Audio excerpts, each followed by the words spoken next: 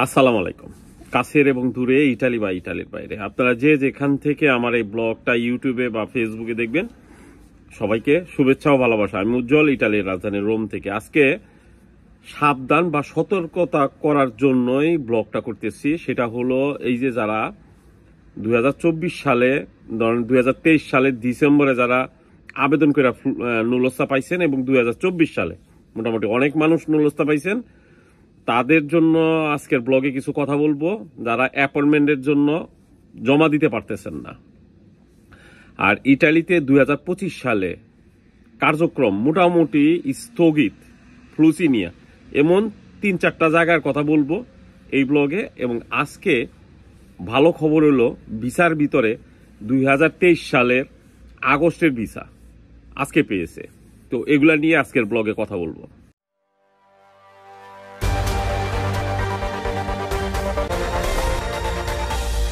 বাংলাদেশের প্রায় অনেক কয়েক হাজার, এতে 8 থেকে 10 হাজার মানুষ হইতে পারে 2023 সালের ডিসেম্বরে আবেদন করা এবং 2024 সালের আবেদন করা নুলস্তা পাইছে, অরিজিনাল নুলস্তা, যেগুলো ইমেল করছে।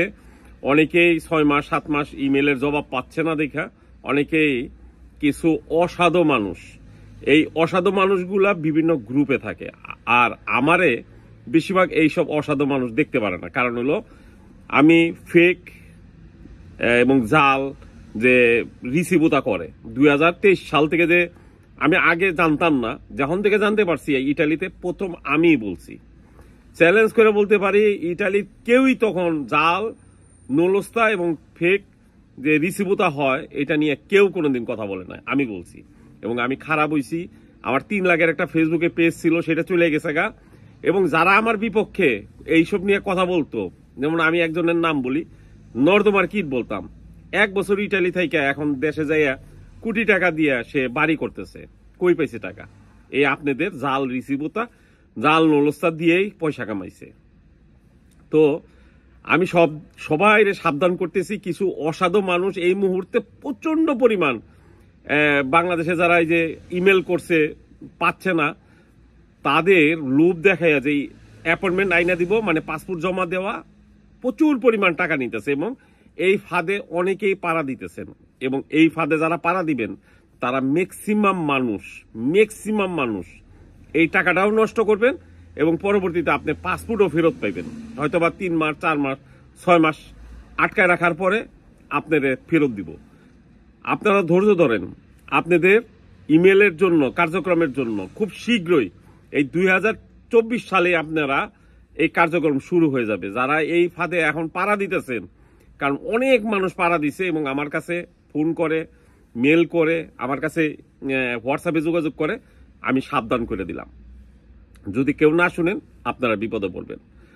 আর 2025 সালের বা 2025 সালে 24 সালের যেসব নুলস্তা উঠছে এইসব জায়গা থেকে, যেমন অলরেডি নুলস্তা উঠছে নাপোলি, সালের্নো, কাসেরটা এবং আবেলিনো, যারা নুলস্তা পাইছেন তারা কেউই টাকা পয়সা লেনদেন করবেন না। যতটুকু খবর জানি, এই 4 জায়গার নুলস্তা উঠলে ভিসা পাওয়ার সম্ভাবনা 90% নাই, 90% নাই, 10% সম্ভাবনা আছে। কারণ সরকার এই 4 জায়গা থেকে মানে খুবই কড়াকড়ি করছে। আমার পাশে একটা ভিডিও আছে যেখানে প্রেফেক্তুরার ভিতরে, নাপোলি প্রেফেক্তুরার ভিতরে, অনেকে হয়তো বা দেখতে পারেন এটা, এখানে একটা টোটাল ফ্লুসিনিয়া কোনো কথাই বলে না, ফ্লুসিনিয়া কোনো সংবাদ দেয় না, কোনো অবগত কাউরে নিয়ে গেলে কোনো রেজাল্ট পাবেন না।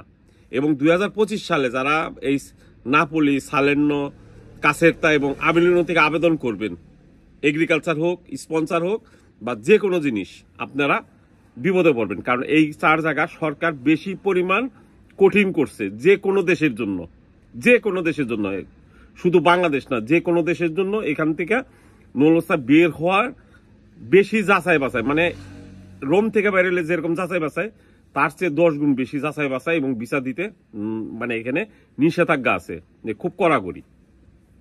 আজকে 2023 সালের আগস্ট মাসে জমা দেওয়া এক ছেলে ভিসা পাইছে, আমার ছবি পাঠাইছে বা ভিডিও পাঠাইছে, আমি এখানে দিলাম না। তো আজকে ভিসার পরিমাণ অনেক ভালো।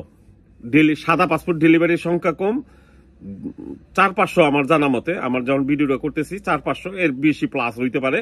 তবে ভিসার পরিমাণ আজকে অনেক বেশি এবং এই পরিমাণ, এই পুরা নভেম্বর তো আর কয়েকটা দিন আছে, ডিসেম্বর মাসে প্রচুর পরিমাণ ভিসা পাবেন যারা 2024 সালে জমা দিচ্ছেন।